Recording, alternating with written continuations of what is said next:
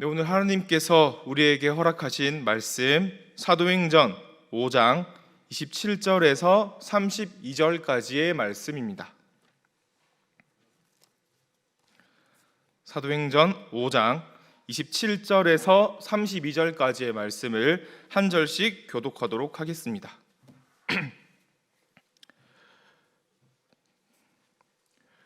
그들을 끌어다가 공회 앞에 세우니 대제사장이 물어 이르되 우리가 이 이름으로 사람을 가르치지 말라고 언금하였으되 너희가 너희 가르침을 예루살렘에 가득하게 하니 이 사람의 피를 우리에게로 돌리고자 함이로다.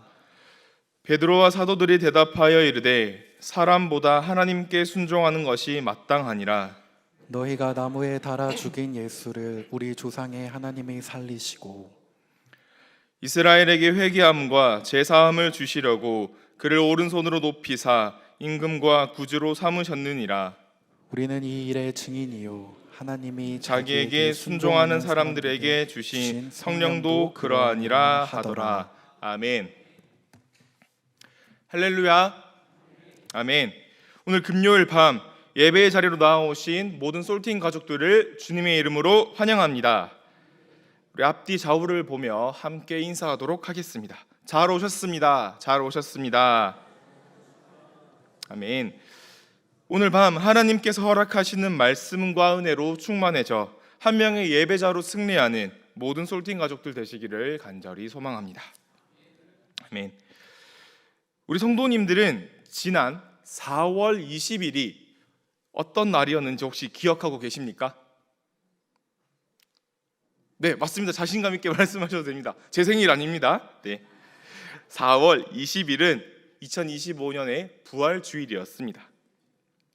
3월 5일 재수요일을 시작으로 예수님의 사랑을 더욱 깊이 묵상하는 사순절을 우리가 보냈습니다.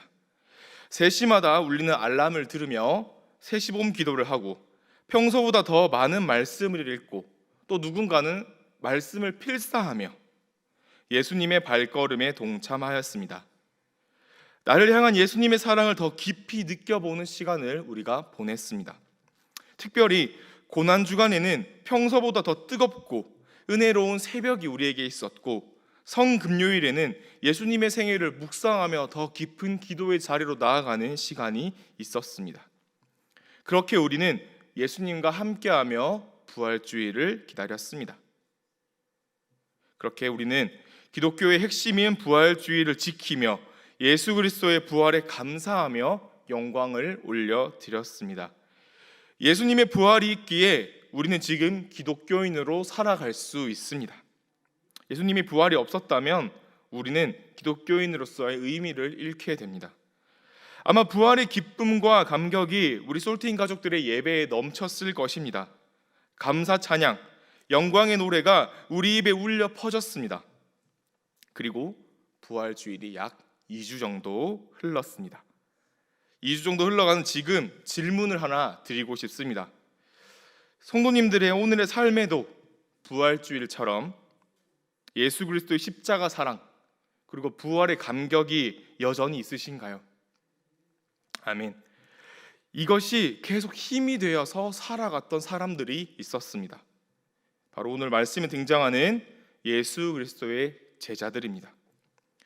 제자들은 예수님의 부활 사건을 기점으로 극심한 변화를 겪게 되었습니다. 그 전과 후가 전혀 다른 사람이 되어버렸습니다. 제자들은 어떤 사람이었습니까? 자신을 먼저 생각하던 사람이었습니다. 예수님께 제자들 중에 어머니가 여쭤봅니다. 나의 아들들을 주의 나라에서 하나는 주의 우편에 하나는 주의 좌편에 앉게 해주세요 라는 부탁을 합니다. 이것을 들은 다른 10제자가 듣고 분을 냅니다. 아니 내가 그 자리에 앉아야 하는데 뭔데 끼어들어, 자기가 뭔데 지금 거기서 그런 말을 하는 거야, 저 높은 자리는 내 건데 라는 마음을 가진 제자들을 우리는 확인할 수 있습니다. 마가복음 14장에 베드로는 이렇게 얘기합니다. 모두가 예수님을 버릴지라도 저는 예수님을 버리지 않습니다. 제가 주와 함께 죽을지언정 절대 주님을 버리지 않습니다 라고 베드로가 이야기를 합니다. 그러자 다른 제자들도 이와 같은 마음인 것을 고백합니다. 그런데 예수님이 잡혀가던 그날 밤에는 제자들이 모두 어디에 있었습니까? 한 명도 빠짐없이 예수님을 홀로 버려두고 도망쳤습니다. 약 3년을 예수님과 먹고 마시며 동거동락하였습니다. 마치 아버지처럼 또 나의 선생님처럼 예수 그리스도를 믿고 따르던 자들이었습니다. 수많은 기적을 함께 보았고 반복해서 주의 말씀을 들어왔습니다. 심지어 죽을 뻔한 위기 속에서 예수님이 풍랑을 잠잠케 하시는 그런 권능까지도 이들은 함께 보았습니다. 그런데 예수님이 잡혀가던 밤에는 모두가 예수님을 떠났습니다. 제자들은 자신의 명예 그리고 자신의 생명 이것을 우선시하던 사람들이었습니다. 자신의 생명을 우선시하던 제자들은 예수님을 버렸고요, 숨어 있었습니다. 그런데 부활하신 예수님은 이러한 제자들을 친히 찾아가셨습니다. 굳게 닫힌 문을 열고 그들에게 다가가셨습니다. 디베랴 호수에서 의미 없는 그물을 던지고 있던 제자들을 찾아가셨습니다. 의심하던 도마에게 구멍난 손과 창으로 찔린 옆구리를 보여주셨고, 예수님을 3번이나 부인하고 저주했던 베드로를 찾아가서 부활하심을 직접 보여주시고 용서하셨습니다. 예수님은 여기서 그치지 않으시고 승천하시기까지 이들과 함께하며 하나님 나라를 말씀해 주셨습니다. 하나님의 말씀대로 부활하신 예수님을 제자들은 경험을 했습니다. 우리를 포기하지 않으시는 하나님의 위대한 사랑을 그들은 체험했던 것입니다. 말씀대로 예수님이 부활하셨으니 우리도 부활할 것이다. 하나님의 말씀대로 모든 것이 이루어질 것이다. 나의 구원자는 오직 예수 그리스도뿐이다. 이들의 마음에 새겨졌습니다. 예수 그리스도의 부활하심으로, 그분의 사랑으로 이들의 세상이 뒤집혀진 것입니다. 이들에게 부활은 이제 말로만 전해 들어오는 어떠한 이야기가 아니라 실제가 되었습니다. 예수님이 우리에게도 이렇게 찾아오셨습니다. 세상이 우리를 홀로 버려두지 않으시고 찾아와 주셨고 안아주셨습니다. 우리의 손을 잡아주셨습니다. 이 사실을 믿으시기를 바랍니다. 부활의 예수님이 우리의 힘입니다. 그렇다면 이제 제자들은 어떤 삶을 살아가기 시작하였을까요? 예수님의 부활을 체험한 제자들의 미래는 과연 어떨까요? 흔히 우리가 기대하는 바는 이렇습니다. 메시아를 만났고 그분의 제자이며 부활을 직접 눈으로 봤다면 남들보다 받는 복의 사이즈는 좀 다를 것 같아 라는 마음이 우리에게 있습니다. 기독교의 핵심이 부활이라며 그거를 직접 봤다면, 경험했다면 뭔가 달라도 다른 인생일걸? 이라는 마음이 듭니다. 우리 안에 이런 생각이 들기 마련입니다. 우리도 그렇지 않습니까? 뭔가 기독교인이라며 세상에서 더 많은 복을 누려야 될 것 같은데, 저기 안 믿는 사람들보다 내가 조금 더 나은 복을 누려야 될 것 같은데 라는 마음이 우리 안에 있습니다. 제자들의 이후 행적을 보아하니 진짜 다르긴 다릅니다. 사도행전 1장에 예수님이 승천하시고 마띠아가 유다 대신 제자로 들어옵니다. 그리고 성령님이 임하시는 오순절이 지나고 베드로가 설교를 시작을 합니다. 베드로의 이 설교 이후에 3,000명이 예수님을 믿기 시작합니다. 한 번의 설교로 3,000명이 변화된 것은 정말 대단한 일입니다. 여기서 그치지 않고 베드로와 요한은 못 걷는 이들을 고치고 많은 사람들이 자신의 물건을 서로 나누며 함께 살아가는 그런 세상을 조금씩 만들어가고 이루어내 갑니다. 제자들과 베드로와 요한을 보면 이제 승승장구하고 기독교가 점점 커질 것처럼 보입니다. 그런데 그 결과 어떻게 되었을까요? 정말 뭔가 달라도 다른 일이 일어납니다. 사도행전 4장에 보면요, 베드로와 요한은 감옥에 갇힙니다. 남들과 다른 결과를 맞이하게 됩니다.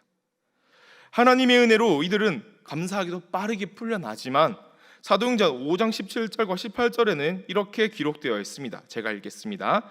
대제사장과 그와 함께 있는 사람, 즉 사두개인의 당파가 다 마음의 시기가 가득하여 일어나서 사도들을 잡아다가 옥에 가두었더니, 아멘. 또 감옥에 갇히게 되었습니다. 방금 탈출했는데요, 또 갇히게 되었습니다. 그날 밤 주의 사자가 옥문을 열어주어 이들이 또 모두 탈출하게 되었습니다. 이들은 여기서 놀라운 모습을 보여줍니다. 그렇게 탈출하고 난 후에도 성전에서 말씀을 선포하고 있습니다. 더 이상 자신의 생명을 우선시하지 않으며 이제 복음으로 달려나가는 모습을 보여주고 있습니다. 제자들은 달라졌습니다. 우리가 지금까지 알던 제자들의 모습을 여기에 대입하면 아마 이런 결과를 예상할 것입니다. 감옥에서 나오는 순간 예수님을 욕하고 버릴 것입니다. 부활도 봤는데 나 또 감옥이네? 두 번째 감옥이네? 아, 이제 예수님 못 믿겠다. 다 잘 되는 줄 알았는데 별거 없네 라는 마음을 가질 것입니다. 예수님을 믿어도 부활을 경험해도 감옥에 간다면 그들은 설교를 그만두고 다시 호숫가로 가서 물고기를 낚는 어부가 되어야 됩니다. 그런데 이들은 달라졌습니다. 부활하신 예수님을 만났기 때문에 이들은 달라졌습니다. 예수님을 욕하고 떠난 베드로는 이제 없습니다. 감옥에서 나오자마자 다시 복음을 전하러 다닙니다. 베드로는 예수님의 사랑을 전하는 것을 멈추지 않습니다. 이러한 사도들에게 머리 끝까지 화가 난 유대 지도자들은 사도 무리를 다시 체포하기 시작합니다. 그리고 이들의 목숨을 위협하며 공회 앞에 이들을 세웠습니다. 예수님의 이름으로 아무것도 전하지 말라고 금지하였음을 다시 한번 상기시켜 줍니다. 그리고 그들을 윽박지르고 있습니다. 이것을 들은 사도들은 정말 단순하고 짧고 간결한 대답으로 응수합니다. 우리 함께 29절의 말씀을 읽어보도록 하겠습니다. 오늘 본문 말씀 29절입니다. 시작. 베드로와 사도들이 대답하여 이르되 사람보다 하나님께 순종하는 것이 마땅하니라. 아멘. 사람보다 하나님께 순종하는 것이 마땅하니라. 이들은 불과 며칠 전만, 몇 달 전만 해도 예수님을 욕하고 버렸던 자들입니다. 그런데 부활하신 예수님을 만나니까 믿음의 고백이 바뀌었습니다. 사람보다 하나님께 순종하는 것이 마땅하다. 지금 상황을 보면요, 지금 사도들은 우리가 친구들끼리 모여있는 자리 3355 모여서 순모임을 하는 그런 자리가 아닙니다. 지도자 무리들은 사도들을 없애고 싶어서 눈에 불을 켜고 있고요, 이 녀석들을 어떻게 요리할까 고민하고 있는 그 자리 앞에 서 있습니다. 그 자리 앞에서, 공회 앞에서 담대히 외치고 있는 것입니다. 사람보다 하나님께 순종하는 것이 마땅하도다. 그리고 담대히 예수 그리스도를 선포하고 있습니다. 너희가 예수님을 죽였고 그런데 하나님이 살리셨다. 그리고 우리가 이 일의 증인이고 성령님이 이 일의 증인이다. 이들은 선포하고 있습니다. 세상을 살아가다 보면 우리에게 이렇게 제자들처럼 나를 무너뜨릴 것만 같은 공의 앞에 서 있을 때가 있습니다. 내가 잠깐 예수님을 모른 척하면 나는 훨씬 더 좋은 인생을 살 것 같은 그런 순간들이 우리에게 있습니다. 회사에서 모두가 부정을 저지를 때 나도 이번 한 번만 그리스도인인 거 숨기고 모른 척하고 그들에게 동참한다면, 나도 남들처럼 시험 칠 때 부정행위 한번 몰래 하면 남들 다 하는 거 나만 안 하니까 손해보고 있었는데 이번 한 번만 예수님을 모른 척하고 내 인생을 살아도 되지 않을까, 그런 마음이 우리 안에 들 때가 있습니다. 이런 마음이 우리에게 들 때마다, 이런 공의 앞에 우리가 나설 때마다 오늘의 말씀을 기억하시기를 바랍니다. 나의 예수님, 나와 함께 하시는 성령님을 붙잡으시기를 말씀드립니다. 모든 사망 권세 이기시고 부활하신 예수님을 우리가 끝까지 붙잡아야 합니다. 예수님을 욕하고 저주했던 제자들이 변했습니다. 우리도 변할 수 있습니다. 우리도 삶의 자리에서 당당하게 주의 이름으로, 주의 말씀으로, 주의 능력으로 승리할 수 있습니다. 그런데 사실 이렇게만 말하면 힘이 나지 않습니다. 알죠. 네, 맞습니다. 그런데 사실 우리가 삶의 자리에 나아가면 힘이 나지 않습니다. 그래서 오늘 말씀을 더욱 자세하게 살펴보려고 합니다. 제자들을 억압하는 지도자 무리들은 사도들이 스스로 감옥에서 벗어나서 말씀을 가르치는 모습을 보고 사실 깜짝 놀랐습니다. 그리고 긴장하기 시작을 했습니다. 우리 28절의 말씀을 함께 읽어보도록 하겠습니다. 시작. 이르되 우리가 이 이름으로 사람을 가르치지 말라고 언금하였으되 너희가 너희 가르침을 예루살렘에 가득하게 하니 이 사람의 피를 우리에게로 돌리고자 함이로다. 아멘. 대제사장은 예수님의 이름을 입에 담지도 못하고 있습니다. 이 사람이라고 가리키고 있습니다. 예수님의 이름과 거리두기를 하고 있는 거죠. 그리고 피를 우리에게 돌리고자 한다, 우리에게 피를 돌리지 마라 라고 이야기를 하고 있습니다. 이것은 하나의 관용구입니다. 그 피가 우리에게 있다, 피가 우리에게 있다라는 말은 그 죽음이 우리의 책임이다 라는 말과 같습니다. 즉 이들은 예수님의 죽음에 대한 책임을 지금 회피하고 있는 것입니다. 이 제자들에게 이런 말을 함으로 인해서 자신의 권위를 스스로 약화시키면서 이 상황을 지금 두려워하고 있습니다. 이들이 스스로 문을 열고 나와서 또 그 자리에서 복음을 전하고 있는 모습을 보며 놀랍고 긴장을 하고 있는 것입니다. 이 말인즉슨 우리가 담대히 예수님의 제자로 살아간다면 세상이 우리를 두려워한다는 것입니다. 나의 구원자 예수 그리스도와 담대히 그 길을 걸어간다면 나의 목숨이 노리는 자들이 우리에게 아무것도 못한다는 것을 의미합니다. 오히려 그들이 우리를 두려워합니다. 출애굽한 이스라엘 백성들이 가나안으로 들어갈 때 여호수아와 갈렙만이 주의 말씀을 의지해서 가나안 백성들은 우리의 먹이입니다 라고 고백을 합니다. 그런데 다른 10명의 정탐꾼은 겁을 먹고 이스라엘 백성과 함께 하나님을 원망하였습니다.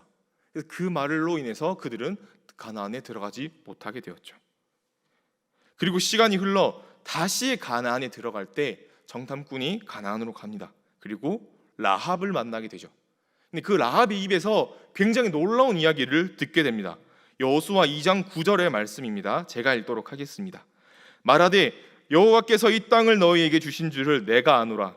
우리가 너희를 심히 두려워하고 이 땅 주민들이 다 너희 앞에서 간담이 녹나니.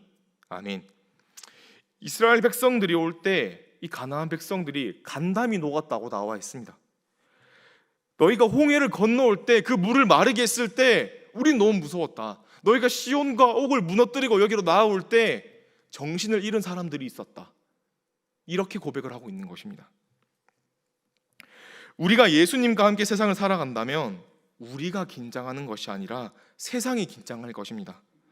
부활의 예수님의 그 은혜가 내 안에 있다면 내가 죽을 것 같은 그 자리에서 오히려 세상이 두려워하고 하나님의 영광만이 높아질 것입니다. 부활하신 예수님을 만난 사람은 성령님과 함께하기에 이제 예전과는 다른 삶을 살게 됩니다. 마음가짐이 바뀌게 됩니다. 내 안에 예수님이 살아계시기 때문에 예전에 좋아했던 것에 더 이상 마음을 두지 않습니다. 제자들은 부활하신 예수님을 만나기 전에는 자신의 생명, 자신의 명예, 자신의 평판을 바라봤다면 이제는 오로지 하나님만 바라보고 있습니다. 하나님께서 복음을 전하라 하셨기에 감옥에 가기 전에도, 감옥에서 탈출한 후에도 계속해서 그 길을 달려나가고 있습니다. 환경에 좌지우지되지 않는 것입니다. 사랑하는 세상의 소금 염산교회 모든 성도님들에게 이러한 은혜가 있기를 간절히 소망합니다. 이것은 우리와 관련 없는 하나의 옛날 이야기가 아닙니다. 우리의 삶이 되는 이야기입니다. 혹시 나는 그렇다면 예수님을 만나지 못한 게 아닐까? 내 안에 부활하신 예수님이 없는 게 아닐까? 자신을 너무 정죄하지 않으셔도 됩니다. 어떤 사람은요, 하나님의 은혜를 체험했을 때 180도 변화됩니다. 곧 바로 변화되는 사람들이 분명히 있습니다. 그런데 어떤 사람들은 천천히 변화되는 사람들도 있습니다. 매일매일 그 사랑에 스며들어서 그 사람에 적응되면서 서서히 변해가는 사람도 있으니 거기서 스스로 정죄할 필요는 없습니다. 우리는 그저 매일매일 순간순간 부활하신 예수님을 가슴 깊이 품고 그 사랑을 증언하는 사람으로 살아가면 됩니다. 나의 입술로, 나의 행동으로. 우리 삶에는 계속해서 파도가 있을 것입니다. 파도가 없기를 바라지만 점점 더 큰 파도가 우리에게 다가옵니다. 우리를 덮쳐옵니다. 하지만 제자들처럼 이 어려운 순간에 예수 그리스도의 능력, 성령님이 함께 하심으로 이겨낼 것입니다. 우리가 가는 이 길을 세상이 바꿀 수 없고요, 사람이 바꿀 수 없습니다. 그 승리의 길을 우리가 체험해야 합니다. 그리고 우리는 할 수 있습니다. 부활하신 예수님을 가슴에 품기를 소망합니다. 부활절이 지났으니 내년까지 오케이 좀 쉬자, 이게 아닙니다. 이제 이 부활하신 예수님을 가슴에 품고 매일매일 살아가기를 간절히 소망합니다.